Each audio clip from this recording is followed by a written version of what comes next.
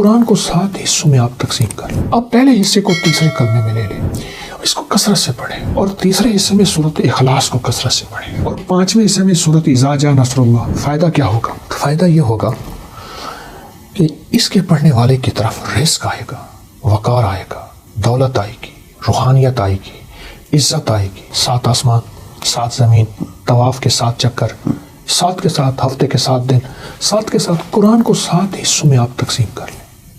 7 حصوں اگر تقسیم کر لیں تو میں پہلا حصہ بتاتا ہوں, پھر دوسرا, پھر تیسرا. پہلے حصے میں کئی وظائف, کئی عمل, کئی عملیات ہیں. اب پہلے حصے کو تیسرے کلمے میں لے لیں. سبحان اللہ والحمد للہ ولا الہ الا اللہ واللہ اکبر ولا حول ولا قوۃ الا باللہ العلی العظیم. اس کو کثرت سے پڑھیں, کثرت سے پڑھیں. اگر اس پورے مہینے کے 7 دن طے کر لیں, 7 حصے کر لیں پورے مہینے کے, اور جو دوسرا 7واں دن, دوسرا حصہ ہے, 7واں دن نہیں, دوسرا حصہ ہے, اس میں نا ہم استغفار کو کثرت سے پڑھیں, اور تیسرے حصے میں سورۃ اخلاص کو کثرت سے پڑھیں, اور چوتھے حصے میں سورۃ الکوثر, اور 5ویں حصے میں سورۃ اذا جاء نصر اللہ. اس میں بہت فتوحات ہیں, بہت برکات ہیں, بہت خیریں ہیں. اور چھٹے حصے میں سورۃ فلق, اور 7ویں میں سورۃ ناس. اگر یہ پڑھ لیں فائدہ کیا ہوگا؟ فائدہ یہ ہوگا کہ اس کے پڑھنے والے کی طرف رزق آئے گا, وقار آئے گا, دولت آئے گی, روحانیت آئے گی, عزت آئے گی, قرضے ختم ہوں گے, بیماریاں ختم ہوں گی, ناکامیاں ختم ہوں گی, گھریلو الجھنیں ختم ہوں گی, حالات کی سختیاں اور تلخیاں ختم ہوں گی. باقی وظائف سب مبارک ہیں, میں اور بھی بتاتا ہوں, لیکن آج کی اس محفل میں یہ بتانا چاہتا ہوں. اچھا, دوسرا کہ بتائیں کہ ہر وظیفے کے ساتھ جو ہے وہ اجازت لینا ضروری ہوتی ہے. وہ کہتے ہیں اگر آپ اجازت نہیں لیتے تو آپ کو اس کے کوئی جو ہے نقصان بھی ہو سکتا ہے. لوگوں کے ذہنوں میں بہت ساری اس کے بارے سوالات ہیں, تو آپ رہنمائی کیجیے گا کہ ہر وظیفے کے ساتھ اجازت لینا ضروری ہوتی ہے یا اجازت عام ہوتی ہے؟ چونکہ میں بڑوں سے 4 بدروشوں کی جوتی سیدھی کرنے کی کوشش کی ہے, ان بڑوں سے اجازت ہے, اور میں بحیثیت کوئی کامل وضیع اور بزرگ کی اجازت نہیں دوں گا, بحیثیت ڈاکیے کے میں اجازت دوں گا کہ مجھے بڑوں سے اجازت ہے, اور وہ میں اجازت دوں گا اپنے تمام وظائف کی. چاہیے قبلہ صاحب, ہمارے دیکھنے والوں کو یہ رہنمائی کیجیے گا کہ نظر بد کا جو ہے بہت زیادہ آج کل ہر کوئی نہ کوئی بیمار ہے, اور کوئی لوگ کہتے ہیں نظر بد لگ گئی ہے. اس کے لیے کیا ایسا عمل کیا جائے کہ نظر بد ختم ہو جائے یا اپنے حفاظتی اثار میں سے شخص آ جائے؟ میری حضور کی ایک حدیث ہے, میری امتی سب سے زیادہ نظر بد سے فوت ہوں گے, اور میرے آقا کا فرمان ہے نظر بد انسان کو قبر اور اونٹ کو ہانڈی میں تلوا دیتی. النظر حق, العین حق. اور اس وقت پوری دنیا کی سائنس نظر بد پہ بہت زیادہ تحقیقات کر رہی ہے. اگر آپ نظر بد سے بچنا چاہتے ہیں, پہلے تو اپنی حفاظت کا اسباب بنائیں. ایک ہے حسد کی نظر, ایک ہے حسرت کی نظر. حسد کی نظر تو سمجھ آتی ہے, حسرت کی نظر سمجھ نہیں آتی. مثلا آپ پھل, گوشت, چیزیں شاپر میں لا رہے ہیں اور وہ نظر آ رہی ہیں, غریب جس کی استطاعت ہی نہیں ہے, اس کی نظر پڑی, حسرت کی نظر اس کی کھا جائے گی. حسرت, اللہ اے کاش میرے پاس بھی ہو تو. کتنے لوگ میرے پاس آئے زندگی میں گزشتہ 40 سال کے اس طالب علمی کے سفر میں, حسرت کی نظر کے مارے ہوئے تھے, کہتے تھے ہم پہ جادو کر دیا, جنات کر دیا, یہ کر دیا. میں کچھ بھی نہیں, تمہیں حسرت کی نظر کھا گئی. دیکھیں میاں بڑے کہتے ہیں 3 چیزیں چھپانے کی ہیں, رزق, کھانا, عورت اور دولت. یہ چھپانے کی چیز ہے. اچھا, اور وہی ہم ظاہر کرتے ہیں. وہ حسرت کی نظر کھا جاتی ہے. پہلے تو اس اسباب پہ نظر رکھیں, اسباب پہ نظر رکھیں. دوسرا پھر اس کی حفاظت ہے. آیت الکرسی کی پہلی آیت 100 دفعہ, اللہ لا الہ الا هو الحی القیوم, اس کو 100 دفعہ پڑھیں وجدان سے. پھر آیت الکرسی پڑھیں. آخری آیت ولا یؤوده حفظهما وهو العلی العظیم, پھر اس کو 100 دفعہ پڑھیں. اول آخر 3 دفعہ درود شریف. یہ ایک آیت الکرسی بنے گی. پہلی آیت 100 دفعہ, پھر آیت الکرسی پڑھیں, جب آخری آیت پڑھیں پھر 100 بار اول آخر درود پاک. اگر یہ عمل کر لیں, نظر بد کا تصور کریں, سخت سے سخت نظر بد آپ کے کسی پیارے پہ, کسی عزیز پہ لگی ہوئی ہے, اس کا سخت تصور کر کے آپ پڑھیں تو آپ کو اس کا بہت باکمال رزلٹ, بہت نتیجہ, بہت خیر ملے گی. سر, ہر شخص نا پاکستان سے باہر جانا چاہتا ہے, اور وہ کہتا ہے میرا کسی جلدی ویزا لگ جائے. تو جو لوگ باہر جانے کے خواہش مند ہیں ان کے لیے کوئی وظیفہ عنایت کیجیے گا. جی، جو چاہتے ہیں کہ میری قدم فتوحات کی طرف اٹھے، کامیابی کی طرف اٹھے، اور میری قدم ایسے ہوں کہ جہاں بھی جاؤں میں کامیاب ہو جاؤں. حسبنا اللہ و نعم الوکیل، یا وارث ہو یا نصیر ہو. مولا میرا کوئی وارث نہیں ہے، تو وارث ہے. میرا کوئی مددگار، نصیر کہتے ہیں جس کے کوئی مددگار بڑی ہستیاں ہوں، بڑے طاقتور لوگ، مولا میں کوئی نہیں ہے. اور حسبنا اللہ، میرے لیے تو ہی کافی ہے. جو بندہ اس کو ڈوب کے پڑھے، بات آ جاتی ہے ڈوب کے، گڑ گڑا کے، بھکاری بن کے، محتاج بن کے، منگتا بن کے، سارا دن پڑھے حسبنا اللہ و نعم الوکیل، یا وارث ہو یا نصیر ہو. غیبی نظام چلتا ہے. اچھا، اونٹ کی ہڈیوں کے حوالے سے سامنے ہڈیاں دیکھ رہا ہوں میں، یہ کہ کن کن کی ہیں؟ خالی اونٹ کی ہڈیاں ہیں یا کوئی اور؟ صرف اونٹ کی ہڈیاں ہیں. اور اونٹ کی یہ دیکھیں نا، اونٹ کی کھوپڑیاں پڑی ہیں. اچھا، یہ کھوپڑی ہیں اونٹ کی پوری، یہ کھوپڑی، یہ کھوپڑی، یہ کھوپڑی، یہ 1 2 3 4 5 6 7 بہت زیادہ وہ پڑی ہیں کھوپڑیاں. اس میں کوئی حکمت بھی بیان؟ اونٹ کی جو ہڈی ہے یہ جادو کا علاج ہے، نظر بد کا علاج ہے. اور اونٹ کی ہڈی سے جادو جنات نہیں ہوتی ہے. یہ میں نہیں کہتا، یہ ہماری تاریخ کی کتابوں میں، روحانیت کی کتابوں میں یہ باقاعدہ بہت زیادہ اس کے حوالے بھی ہیں اور اس کی تاریخ بھی ہے. اچھا قبلہ، میں میوزیم پہ نظر گئی ہے، وہاں پہ موٹر سائیکل کھڑی ہوئی ہے، کوئی یاماہا کی ہے. تو وہ میں چاہ رہا ہوں ذرا وہ بھی ساتھ ساتھ ایک جو نا مجھے بڑا یہاں پر وہ ایک کوئی ویسپا ہے کیا؟ میں چاہ رہا ہوں کہ ذرا اس کی کوئی جو ہے تاریخ آپ سے پوچھی جائے کہ یہ جو ہے نا پرانے چیزیں، چونکہ مجھے شوق ہے پرانی چیزیں جمع کرنے کا، تو اس کا دور ہی ختم ہو گیا. تو جن چیزوں کا دور ختم ہو جاتا ہے تو میری کوشش ہوتی ہے میں ان کو جمع کرتا رہوں. یہ کتنا سال لگا آپ کو یہ ساری چیزیں جمع کرنے میں، اور یہ اس کو بنانے کا خیال کیسے آیا؟ میں سے عرض کیا نا کہ میرا یہ پرانا شعبہ ہے، اور پرانا مجھے یہ چیز ورثے میں بھی ملی ہے، والدین کی طرف سے بھی. مٹی کے برتن بھی ماشاءاللہ دیکھنے کو مجھے نظر آ رہے ہیں. مٹی کے برتن، چرخہ جو ہے یہ جو ہے وہ مجھے نظر آ رہا ہے کہ اسے چرخہ ہی کہتے ہیں. جی ہاں، پرانا چرخہ ہے. اس کا صوفی کرام بڑا ذکر کرتے ہیں. یہ پرانا حقہ ہے. اچھا، بہت پرانی، بہت اس سے بھی پرانی چیزیں ہیں جو ہمارے پاس ہیں، کیونکہ جگہ نہیں ہے. اب یہ دیکھیں اونٹ کی، یہ اونٹ کی بالوں کا بنا ہوا ہے. اچھا، جی کالی.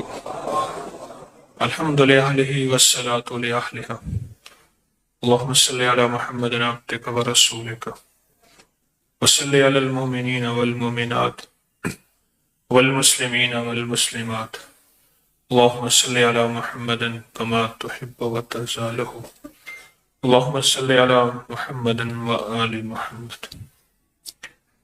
رسول اللہ صلی اللہ علیہ وسلم جب تشریف لائے انسانیت اور امت کی ہدایت کے لیے، آپ اکیلے نہیں آئے.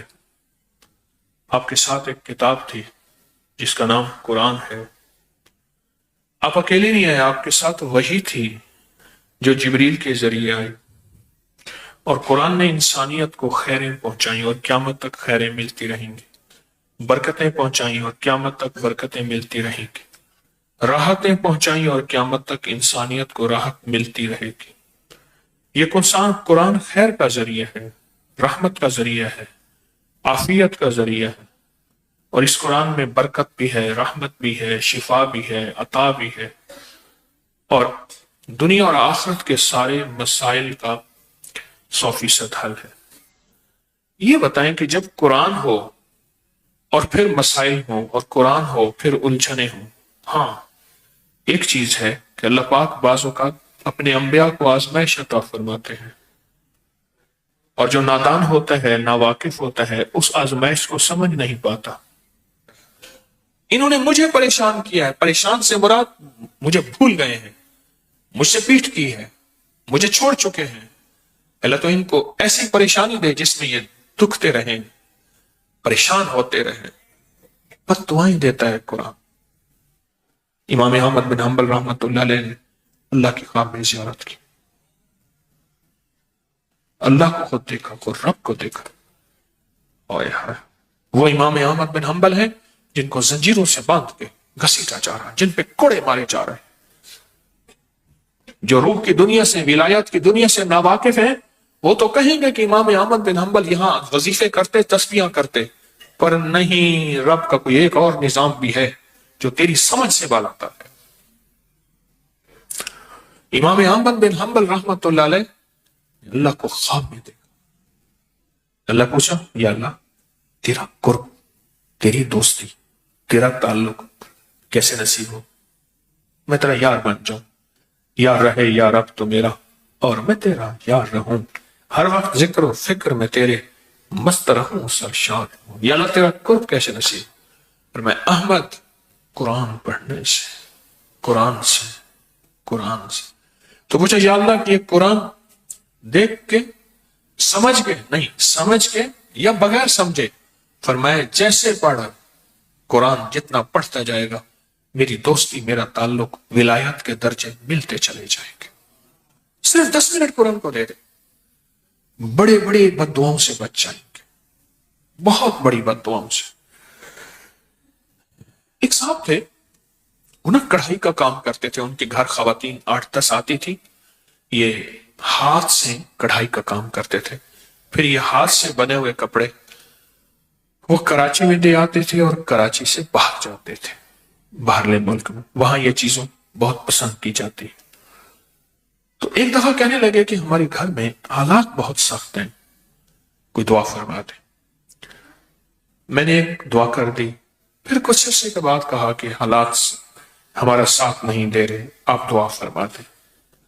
تو میں نے اس طرح آتے رہے اور مجھ سے اپنے حالات، قرضے، بیماریاں، مشکلات، راہیں بند، راستے بند، ناکامیاں، یہ سب بیان کرتے رہے. ایک دفعہ میں نے کہنے لگے، میں نے کہا گھر چلو. مجھے ہر دفعہ کہتے تھے گھر چل کے اگر دعا فرما دیں، اگر دعا فرما دیں. گھر چلو. تو مجھے گھر لے گئے. تو میں باہر کھڑا ہو گیا. میں نے کہا پہلے گھر جا کے اطلاع کرو. تو جلدی جلدی میں انہوں نے کوئی گھر کو سمیٹا. میں گھر گیا. کچھ خواتین بیٹھی تھیں ادھر، کڑھائیوں کا کام کر رہی تھی، ہاتھ سے سینا پرونا، پھول بنانے، جو بھی ہوتا ہے یہ کر رہی تھی. اور گھر میں ایک ویرانی تھی اور گھر میں ایک وحشت تھی. اور احساس ہو رہا تھا کہ شاید یہ گھر والوں کو روٹی کیسے ملتی ہے، ان کی غربت اور فقر اور تنگ دستی کیسے، کھانا کیسے ملتا، کھانا کیسے ملتا.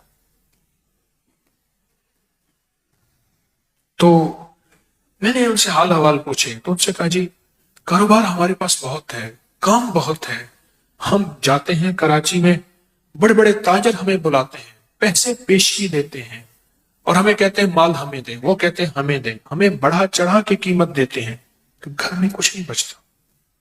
اور یہ جو خواتین آتی ہیں یہ لے جاتی ہیں، یہ روز بروز مالدار ہوتی جا رہی ہیں، اور ہم جو اتنا بڑا کاروبار کرتے ہیں ہم روز بروز مقروض، فقیر، منگتے اور تنگ دست ہوتے جا رہے ہیں. تو کہنے لگے ہم کیا کریں، ہمارے پر مسائل ہیں، پریشانیاں. ہمارے کسی نے کہا کہ جادو ہے، پھر ہم نے اس کے لیے یہ عمل کیا، اس نے اتنے پیسے لیے. کس نے کہا جنات ہیں، کس نے کہا کالی چیزیں ہیں، کوئی اتنا آیا. انہوں نے مجھے لمبے چوڑے واقعات سنائے جس میں ذرا سارا خرچہ ہی خرچہ تھا، خرچہ ہی خرچہ تھا.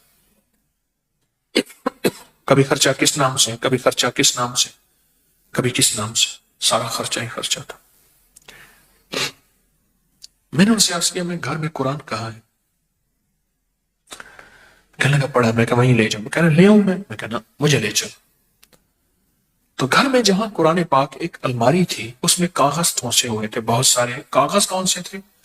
یہ بچوں کی کاپیاں نہیں ہوتی، بچوں کی کاپیاں جس میں یہ ہوم ورک کرتے ہیں بچے، کاپیاں ہوتے ہیں ان میں لکھتے ہیں، ان کے کاغذ. اور پرانے کوئی قاعدے ہوتے ہیں، الف انار والا قاعدہ، یہ چھوٹے چھوٹے ABC والے قاعدے، ان کے ہاں بچے بھی پڑھتے تھے، وہ بچے بھی پڑھا کے ان سے فیس لے کے گزارا کرتے تھے. تو وہ سارے ٹھونسے ہوئے تھے. ان کے نیچے سے میں نے قرآن پاک نکالا. میں نے کہا اور ہے؟ کہا نہیں. اس میں غلاف لپٹا ہوا تھا اور اس میں دھول تھی، مٹی تھی. میں نے نکالا قرآن پاک اور میں نے کہا میں نے آپ کے تعویذ نکال دی.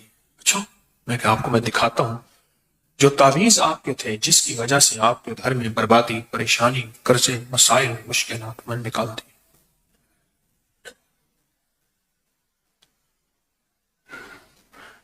میں نے وہاں بیٹھ کے قرآن پاک کھولا.